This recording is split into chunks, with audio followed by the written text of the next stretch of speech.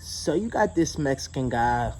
Now he's in the United States in this story, by the way. But his name's Morales, right? And Morales, you know, we was the last time I seen him, we was in like the ninth grade or something like that, and he always had a big brother that always dropped him off. So one day I was chilling with him after school, and he was let me try some of this Mexican candy that they be having. It's kind of like it's good as hell. It's like spicy but red. It's like a red sucker, like spicy-ish kind of. I don't know what it is called, but I wish I could find that again. But he's letting me try the candy or whatever, and I meet his mom and his older brother back there. And this is the first Mexican I ever smoked with. So I'm hitting him with Morales, and his big brothers let me hit it or whatever. So we right there chilling, and basically he ended up I'm gonna give you the layout of what he looks like. His older brother got like tattoos all over his face. Like he looks like somebody that don't play, basically. So what ended up happening is, we sitting there and we go in this little RV thing. Like it was this little RV on the side of the house that his brother was always in, and he always smoked in. So we in there playing Def Jam, Fight for New York. So that's when we was playing that, whatever. And his brother ended up leaving out, going somewhere, and basically my friend Morales ended up telling me, hey, look, bro, you know my brother was part of the cartel, right? And I'm like, oh, for real? He like, yeah, bro. I was like, yeah, because he looks like it, bro. Like, he looked like he was finna kill me and you. So he was laughing it off. He was like, nah, for real, man. It stays between us, but, man, he's kind of on the run.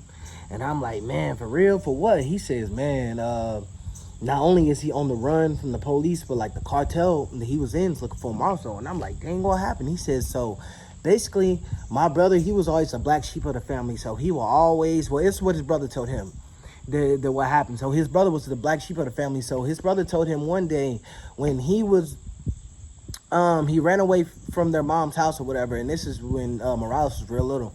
And basically he ended up just, being a runaway.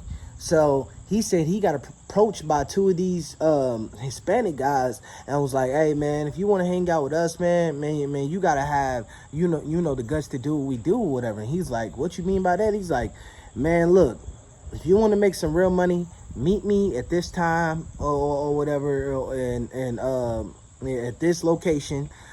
And I'm not going to say the city or state or whatever, but he says, meet me in this location. So when the dudes pulled up, they had good shoes on, diamond rings, gold chains and all that. So they looked like they was decked out. So a little bit later on after that, he ended up basically meeting up with the two. It's nighttime and they meet up. So when he meet up with these two, what ended up happening is, at first everything was cool. He was in the back seat, they was in the Cadillac.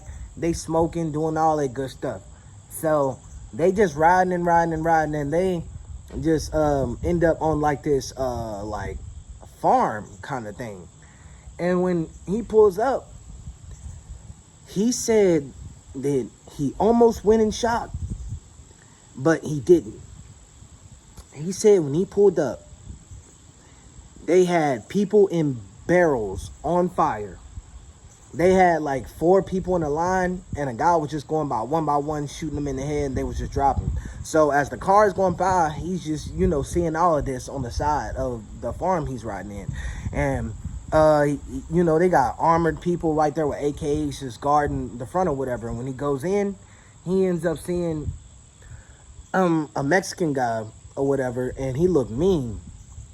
And basically it was 2 men in there. He basically said, so what are you here for? Are you ready to make some money? And he's like, yeah. And then he's shocked at this time, and he's scared because all this stuff he just seen.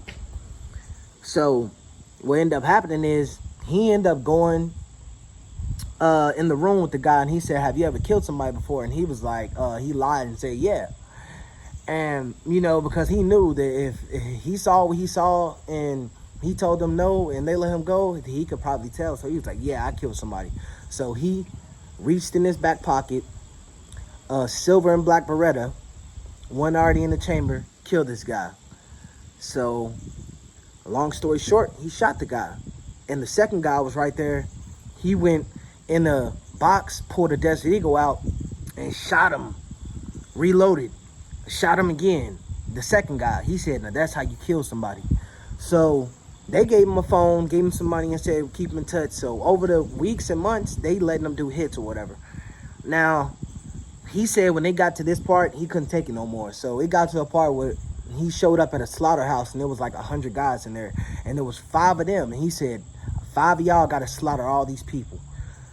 So I'm going to just say 2 hours go by, and he's in there chopping bodies up, putting them in plastic, and he's throwing up. So after that, he basically threw the phone in the lake. And time from time, he'll see black cars run by him, but he won't think nothing of it because he'll just hold on to his gun and hurry up and get out of Dodge, but before they could see him. But, you know, he said that was like 9 years ago, and basically he don't know if he's still being hunted by them or the police, so he's just keeping a low profile or whatever. So I don't know if it's true or not. That's what he told me. So I'm like, man, dang, that's crazy, bro. So he's like, yeah, man, but yeah. And then his brother walked in, you know, basically we didn't say nothing about it. We chilled for the rest of that day, and that was it. But yeah, if y'all like this story, like, comment, subscribe. Peace.